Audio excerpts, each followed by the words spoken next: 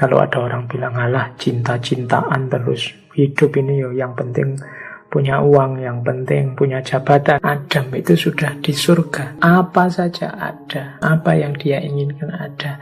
Tapi Nabi Adam masih meminta Hawa kepada Allah, karena memang hadirnya Hawa memunculkan daya hidup. Hidup yang tidak sekedar rutinitas yang hampa.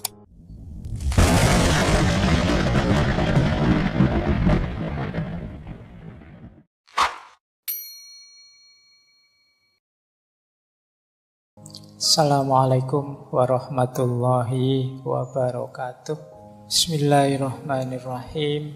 Saya merasa hari-hari ini wacana-wacana tentang cinta, tentang hati, itu mungkin bagi sebagian besar orang mungkin dianggap naif, mungkin juga dianggap lebay, mengingat ada berbagai problem-problem besar di sekeliling kita. Meskipun menurut saya sebenarnya justru di era-era sulit, di era-era ujian seperti hari-hari ini, kita lebih perlu lagi menghidupkan hati, menghidupkan nurani kita. Antara lain dengan memperbanyak kajian-kajian yang bertema-tema seperti cinta, seperti hati, dan lain sebagainya. Hari ini orang mulai banyak lupa caranya untuk berempati dengan yang lain, caranya untuk menghidupkan nuraninya saat berhadapan dengan yang lain. Kita berhadapan dengan yang lain, selalu saja yang kita bunyikan kepentingan kita sendiri. Kita jarang peduli bahwa orang lain juga punya kepentingan, orang lain juga punya perspektif, orang lain juga punya kebenaran menurut mereka sendiri. Ini kalau nurani kita tidak hidup, ya lahirnya pasti konflik. Maka di tengah arena saling pertandingan, di tengah situasi kebencian yang banyak beredar di mana-mana hari ini, mari kita hidupkan lagi wacana-wacana yang lembut seperti tema kita bulan ini, tema tentang cinta. Baik, ya meskipun tema semacam ini mungkin tidak segayeng kalau kita membahas tema-tema filsafat yang sifatnya rasional kritis, tapi tema ini menurut saya punya manfaatnya sendiri untuk menghidupkan nilai-nilai kemanusiaan dalam diri kita. Bahkan saya punya asumsi semua orang sebenarnya pernah dan mengalami apa yang kita bahas di bulan ini, yaitu mengalami cinta, bahkan mungkin sedikit banyak pernah mengalami patah hati, kekecewaan dalam menjalankan cinta. Maka pelajaran kita dari bulan ini adalah pelajaran menghidupkan hati dan pelajaran memahami gerak hati kita, khususnya dalam ranah cinta. Lebih khusus lagi, cinta yang kita sebut cinta romantik. Jadi mungkin nanti pada saatnya kita tidak hanya cinta romantik kita gali, tapi juga cinta ilahiyah, sebagaimana beberapa tema yang sudah kita bahas sebelumnya. Baik, bismillah, kita mulai ya. Malam hari ini tokoh kita, teman-teman sebagian besar mungkin sudah kenal, yaitu Khalil Gibran. Ngaji filsafat beberapa kali mengangkat tokoh ini, dan saya sendiri sebenarnya sangat akrab dengan beliau, Khalil Gibran ini. Bukan apa-apa, dulu waktu S1 skripsi saya itu tentang Khalil Gibran.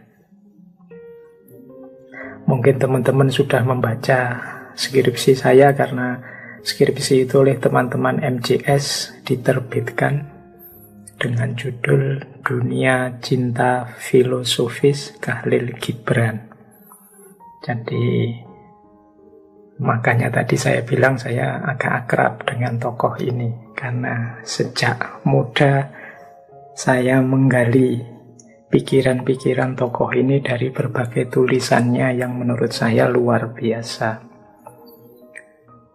Nah, siapa Khalil Gibran, kemudian bagaimana sejarah riwayat hidupnya dan lain sebagainya, silahkan teman-teman merefer lagi ngaji filsafat sebelum-sebelumnya. Saya lupa berapa kali tokoh ini saya angkat, tapi pasti ada sebelum-sebelumnya. Biar teman-teman tidak ngulang-ulang, biar saya juga tidak menyampaikan yang mengulang-ulang. Jadi untuk riwayat hidup dan lain-lain, silahkan teman-teman merujuk ke ngaji-ngaji sebelumnya. Malam hari ini kita fokus pada tulisannya Gibran yang berjudul Al-Ajnihah Al-Mutakassirah. Naskah aslinya memang dalam bahasa Arab, yang diterjemahkan ke dalam bahasa Indonesia menjadi sayap-sayap patah. Kalau dalam bahasa Inggris jadinya broken wings. Jadi Gibran ini memang menulis dalam bahasa Inggris maupun dalam bahasa Arab. Karya beliau yang paling monumental kan The Prophet, yang dulu pernah kita kaji secara khusus itu. The Prophet ini bahkan ada yang bilang bestseller sampai 40 tahun. Tapi ada tesis yang baru, ternyata sayap-sayap patah ini, Al-Ajnihah Al-Mutakassirah ini, bestsellernya ada yang bilang lebih lama daripada The Prophet. Bedanya, kalau sayap-sayap patah ini aslinya dalam bahasa Arab, kalau The Prophet aslinya dalam bahasa Inggris. Jadi naskah sayap-sayap patah sendiri ini bisa kita sebut sebagai novel yang sifatnya autobiografi. Jadi salah satu pengalamannya Gibran. Pengalamannya di dalam cinta pertama, cuma cinta pertama yang sad ending. Malam hari bulan ini kita ketemu tokoh-tokoh yang cintanya sad ending semua, tidak apa-apa. Bukan berarti cinta yang sejati itu wajib sad ending, tapi cerita cinta yang sad ending itu rasanya lebih menyentuh, rasanya lebih mewakili beberapa suara hati dalam diri kita masing-masing, sehingga banyak orang ketika nulis cerita cinta itu kalau ingin menyentuh khalayak biasanya di model sad ending. Meskipun juga tidak harus begitu, tapi paling tidak dari kisah-kisah yang sad ending ini kita mengambil pelajaran bahwa cinta itu memang hakikatnya adalah berkorban. Cinta itu hakikatnya adalah bukan pamrih individu, bukan mengejar kesenangan pribadi. Dari situ kemudian lebih mudahnya kalau diterjemahkan dalam cerita ya dibuat sad ending. Meskipun ya tidak harus wajib begitu. Baik, novel Al-Ajnihah Al-Mutakassirah ini adalah kisah cinta pertamanya Gibran. Ada yang bilang kisah ini cerita ketika Gibran masih di Libanon. Gibran ini kan kelahiran Libanon, nanti pindah ke Amerika. Aktivitas kreatifnya di Amerika. Jadi saat di Libanon dia mengalami cinta pertama pada seorang gadis yang nama aslinya Hala Dahir. Tapi kalau di Al-Ajnihah Al-Mutakassirah, Hala Dahir ini namanya menjadi Selma Karami. Di novel ini sebenarnya tokohnya tidak banyak. Tokohnya hanya 5. Yang pertama Gibran sendiri, yang kedua Selma Karami, yang ketiga ayahnya Selma, namanya Faris Effendi Karami, yang keempat pendeta. Ini pendeta yang dalam tanda petik ya memaksa orang tuanya Selma untuk menikahkan Selma dengan keponakannya. Pendetanya namanya pendeta Bulos Ghalib. Nanti keponakannya yang menikahi Selma, namanya Mansur Bey Ghalib. Jadi hanya 5 orang ini yang dimunculkan namanya di Al-Ajniha Al-Mutakatsirah. Novelnya tidak tebal, tipis saja, tapi memang sangat puitis. Saya lupa dulu di sesi apa, ada salah seorang tokoh yang menyatakan bahwa cinta dan puisi itu memang dekat. Mengapa cinta dan puisi itu dekat? Ya karena cinta itu berhubungan dengan keindahan rasa. Kalau ini keindahan rasa, ya memang tidak mudah untuk dinarasikan secara rasional konkret. Maka ketika orang ingin menunjukkan seperti apa cintanya, biasanya menggunakan kalimat metafor-metafor yang sifatnya puitis. Biasanya puisi ini terus indah. Mengapa? Ya karena hakikat cinta itu sendiri kan menunjukkan keindahan jiwa. Boleh dicek teman-teman di sekelilingmu, kalau ada yang sedang dimabuk cinta, dilanda cinta, itu biasanya secara otomatis mudah atau jangan-jangan malah pinter bikin puisi. Karena jiwanya memang sedang indah dan apa yang ingin dia ungkapkan dari dalam dirinya itu sejenis keindahan. Kadang-kadang nulis surat saja kan seperti nulis puisi. Kalimat-kalimatnya tertib, tertata. Kalau salah sidik wae kan terus kamu ndak, wah dihapus ini, rasanya ndak enak, ndak sreg. Nah, itu maka cinta dan puisi itu dekat. Apalagi yang mengalami cinta seorang pujangga seperti Khalil Gibran ini. Ini mesti yang sedang jatuh cinta, apalagi yang sedang patah hati, membaca novelnya ini mestinya ya pasti baper. Oke, baik, kita mulai ya. Novel ini dibuka dengan sebuah persembahan kepada sahabat, mungkin saya menyebutnya sahabat, sebenarnya kalau dibaca di biografinya ya ini semacam kekasihnya. Tapi ya Gibran ini nasibnya agak murung, nasibnya agak buruk. Cerita-ceritanya secara konkret real dalam hidupnya itu banyak kemalangan-kemalangan. Jadi ini yang membuat kalimat-kalimat tuturnya itu rasanya murung dan malang. Nah ini kalau Al-Ajniha Al-Mutakatsirah ini di bagian awal disebut ini dipersembahkan kepada MIH. Kepada MIH, ku persembahkan buku ini. MIH itu singkatan dari nama Mary Elizabeth Haskell. Mary Elizabeth Haskell ini putrinya seorang direktur bank. Yang dia ini jadi kepala sekolah, namanya sekolahnya Haskell Dean School. Dan dia ini sahabat akrabnya, bahkan jadi manajernya, jadi promotornya Gibran. Mary inilah nanti yang membiayai studinya Gibran, membiayai perjalanan intelektualnya, membiayai perjalanan kesenimanan Gibran. Jadi dia yang mengantarkan Gibran mendunia. Makanya Al-Ajniha Al-Mutakatsirah ini dipersembahkan padanya. Jadi ada kalimat persembahannya menurut saya indah. Kepada yang menatap sang mentari dengan mata nyalang dan menggenggam api dengan jari jemari tanpa gemetar, serta mendengar suara keabadian yang rohani di balik jerit nyaring si buta. Kepada MIH ku persembahkan buku ini. Oke, ya nanti teman-teman diulang lagi, dibaca lagi kalimat itu.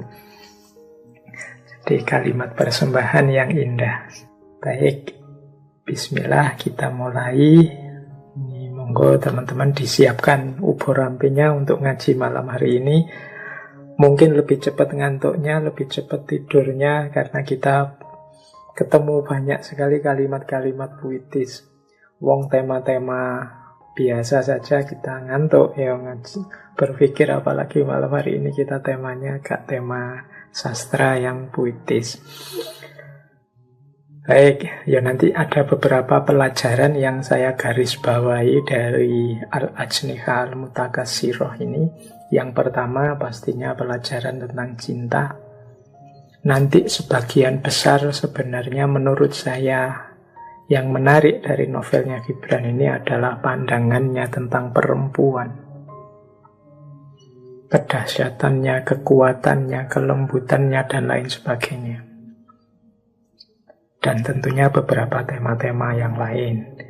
Tapi fokusnya nanti ada di dua itu, tentang cinta dan tentang perempuan dan kekuatannya. Ya kalau mau dicermati ada banyak tema dari Al-Ajniha Al-Mutakassiroh ini. Di catatan saya mungkin yang tertarik ya ingin mengkaji ini jadi tesis atau jadi skripsi, bisa tema tentang cinta, bisa tema tentang memori, kenangan.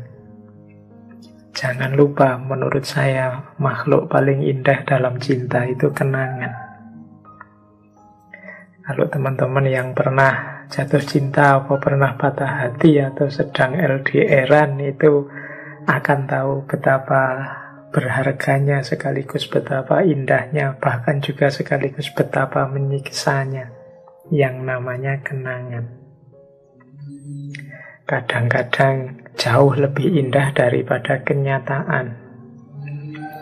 Mungkin yang pernah patah hati ya, di bayanganmu, kenangan-kenanganmu tentang orang yang engkau cintai itu masih dalam bentuknya yang paling indah. Tapi begitu ketemu dalam kenyataannya, mungkin harapan tak seindah dalam kenangan. Jadi kenangan ini makhluk yang menurut saya penting dibahas bagi yang concern dengan tema cinta. Oke. Ya kenangan, memori, nostalgia, dan lain sebagainya.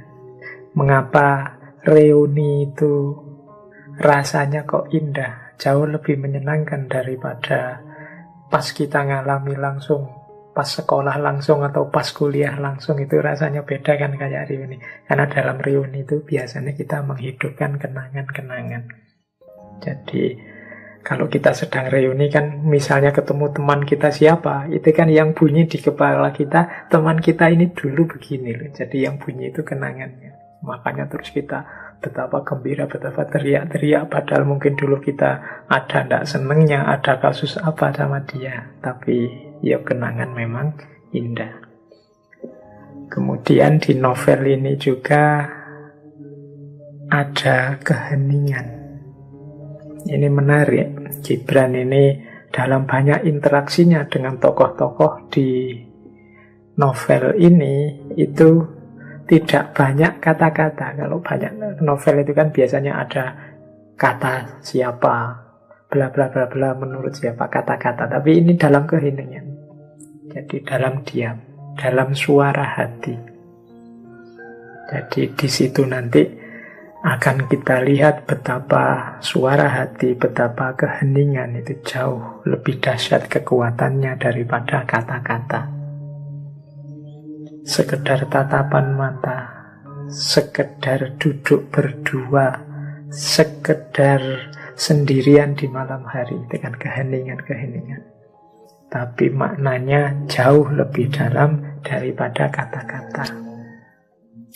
Kemudian di situ ada juga kepasrahan. Kalau ini memang hubungannya dengan arus utamanya cerita itu kepasrahan.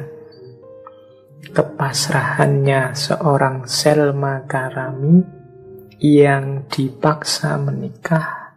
Sebenarnya yang memaksa menikah itu bukan orang tuanya, tapi pendetanya.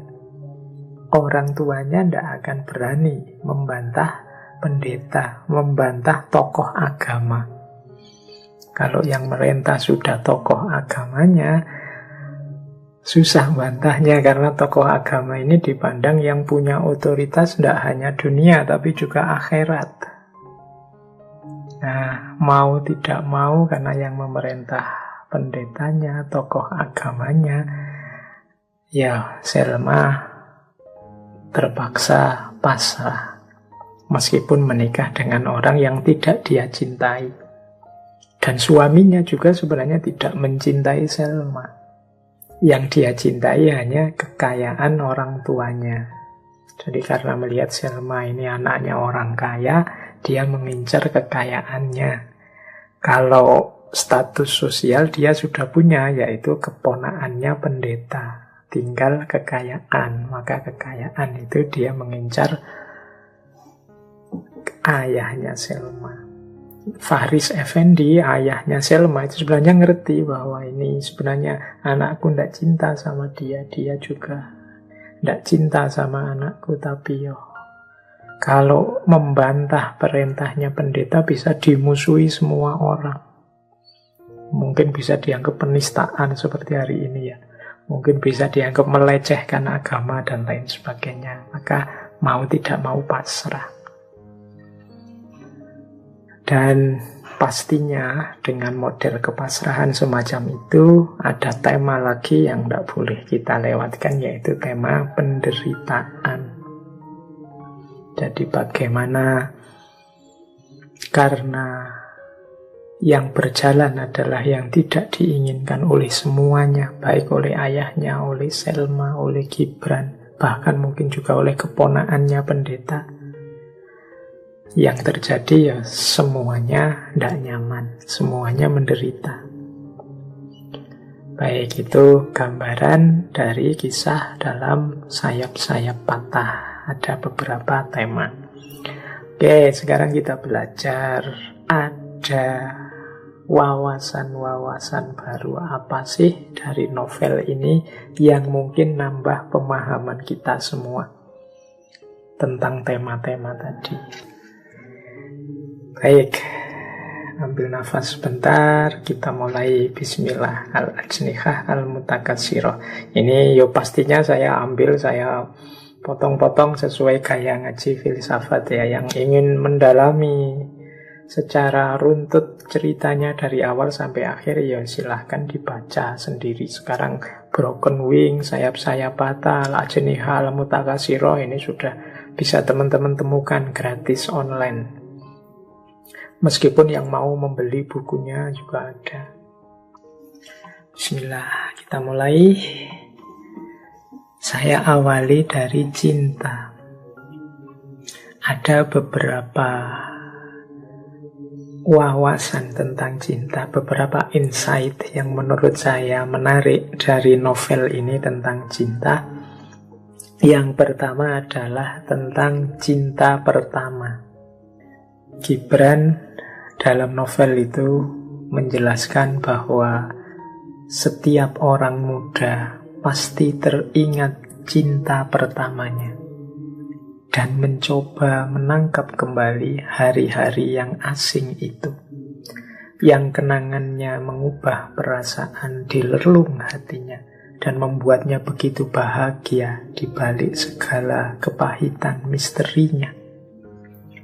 Dalam hidup setiap orang muda pasti ada seorang Selma yang tiba-tiba muncul baginya di hari-hari musim semi kehidupannya dan mengubah kesendiriannya menjadi saat-saat bahagia serta memenuhi keheningan malam-malamnya dengan irama musik.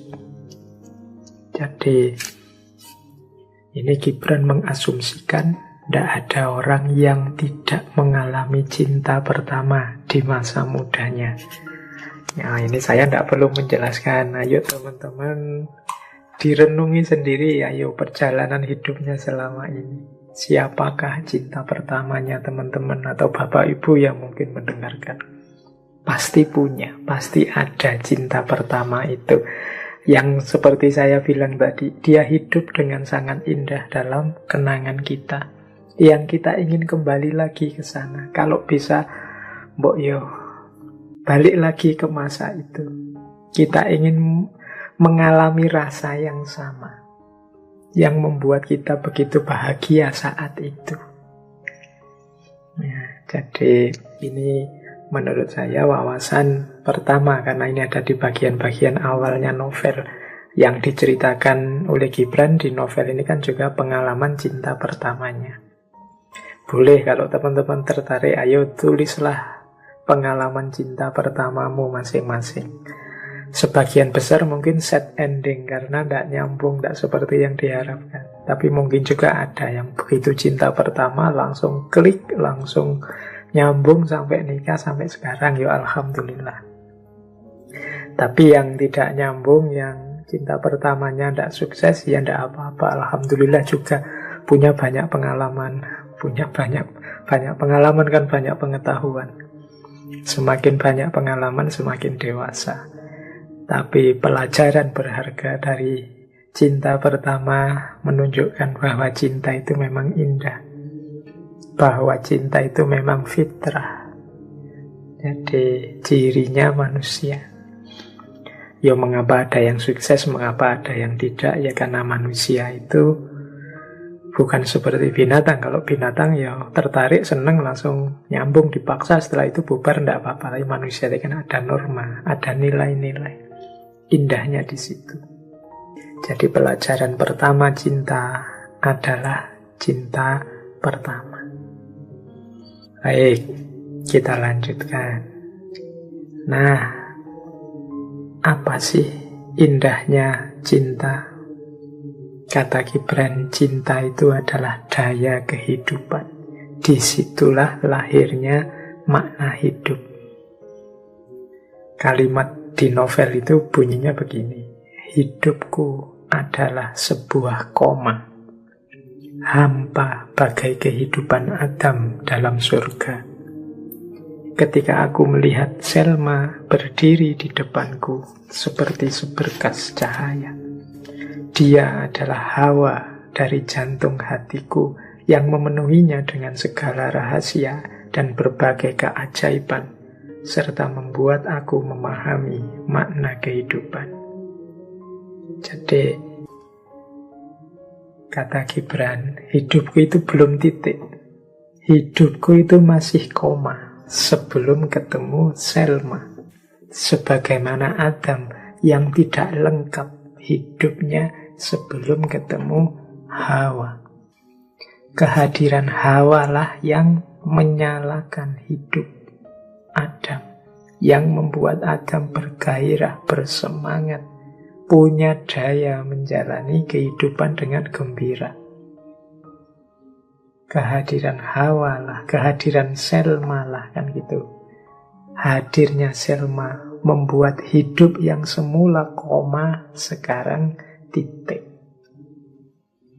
Sekarang ada maknanya, bukan hidup yang hampa, bukan hidup yang dijalani otomatis kayak robot, cuma makan tidur dan seterusnya. Tapi hadirnya orang yang dicintai membuat hidup kita punya makna. Nah, jadi teman-teman yang belum ketemu Selmanya, belum ketemu Hawanya, berarti hidup kalian masih koma, belum titik. Hidup yang masih koma, ya kalau masih koma, masih perjalanannya masih panjang. Masih, jangan-jangan setelah koma terus masih koma lagi. Seolah-olah sudah titik, tapi ternyata enggak. Mungkin ya masih titik koma berarti. Pokoknya dia penuh setelah Selma hadir, setelah Hawa hadir. Berarti cinta adalah daya dalam kehidupan. Ini pelajaran yang kedua. Jadi pelajaran pertama adalah cinta pertama itu adalah keindahan hidup, kenangan yang tak terlupakan. Dan hadirnya cinta membuat hidup penuh makna, membuat hidup tidak hanya koma, tapi sudah titik. Itu pelajaran kedua. Makanya kalau ada orang bilang, alah cinta-cintaan terus, hidup ini yo yang penting punya uang, yang penting punya jabatan, yang penting status, yang penting macam-macam. Iya mungkin ya, tapi itu semua masih koma. Titiknya, titik itu berarti puasnya dahaga hati, bahagianya jiwa kita itu kalau sudah bertemu dengan pasangannya. Yo, Untuk kesempurnaan relasi dengan pasangan memang kadang butuh uang, kadang butuh status, kadang butuh jabatan, mungkin juga butuh pendidikan yang tinggi, gelar, dan lain sebagainya. Tapi yang lain tadi sifatnya hanya koma-koma. Titiknya adalah pasangannya. Adam itu sudah di surga. Nabi Adam itu kan di surga, apa saja ada. Apa yang dia inginkan ada.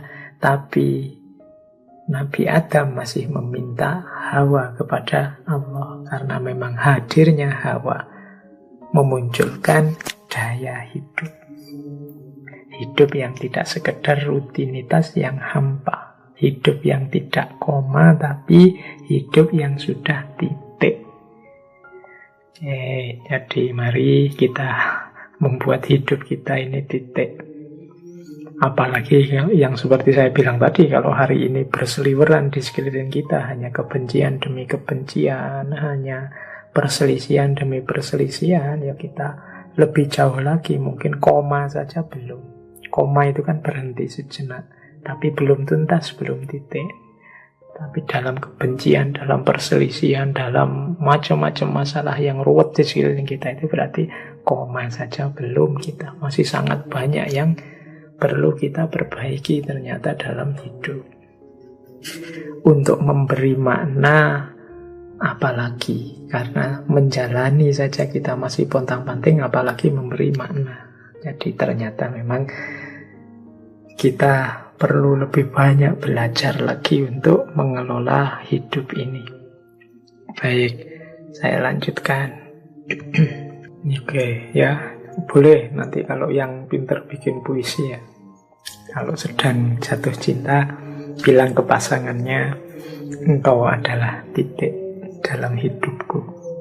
Karena hidupku selama ini masih koma. Kehadiranmu menghadirkan titik yang melegakan dan membahagiakan.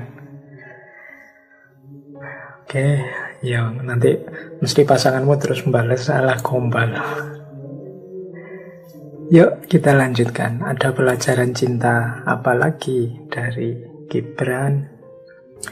Ada yang saya catat lagi. Gibran menyatakan seperti ini. Cinta adalah satu-satunya kebebasan di dunia ini. Karena cinta itu membangkitkan semangat yang hukum-hukum kemanusiaan dan gejala-gejala alam pun tak bisa mengubah perjalanannya. Ini konsep tentang hubungan antara cinta dan kebebasan. Uraiannya bisa sangat panjang tema ini, tapi ringkasnya adalah cinta itu kebebasan sejak awalnya. Cinta itu kebebasan dalam prosesnya. Bahkan cinta juga kebebasan dalam ekspresinya serta hasilnya. Maka banyak pujangga yang menyebut kebebasan yang sejati itu adanya dalam cinta. Saya juga sering menjelaskan bahwa cinta itu obat dari belenggu. Belenggu yang paling utama yaitu apa? Belenggu ego. Orang yang mencintai dibebaskan dari belenggu egonya. Cinta itu kebebasan sejak awalnya. Seperti di Romeo and Juliet minggu lalu. Tidak bisa kita memutuskan atau memaksa orang mencintai siapa atau tidak mencintai siapa. Pendeta Bulos Bulos Galib dalam Al-Ajniha Al-Mutakasirah ini memaksa Selma untuk menikah dengan keponakannya. Kalau menikah bisa dipaksa, kalau cinta tidak. Jadi cinta itu sepenuhnya ada dalam penguasaan orang yang mencintai. Bahkan seandainya kalian misalnya suka sama siapa, kemudian dia ternyata menolakmu. Dia yang menolakmu itu pun tidak bisa membuatmu tidak mencintainya. Jadi kalau engkau masih tetap ingin mencintainya, itu juga engkau bisa. Jadi makanya Sejak awalnya cinta itu kebebasan. Dalam ekspresinya pun juga begitu. Makanya di kalimatnya Gibran itu yang bahkan hukum-hukum kemanusiaan dan gejala-gejala alam pun tidak bisa mengubah perjalanannya. Orang yang sudah jatuh cinta itu biasanya dihalangi oleh apapun, diatur seperti apapun, kemudian bahkan melawan hukum alam. Mungkin melawan hukum alam itu sampai tidak makan, tidak tidur, sampai tidak istirahat. Kadang-kadang orang jatuh cinta itu kan melawan hukum alam. Tapi kalau orang sedang mencintai, hukum alam seperti itu pun bisa ditabrak.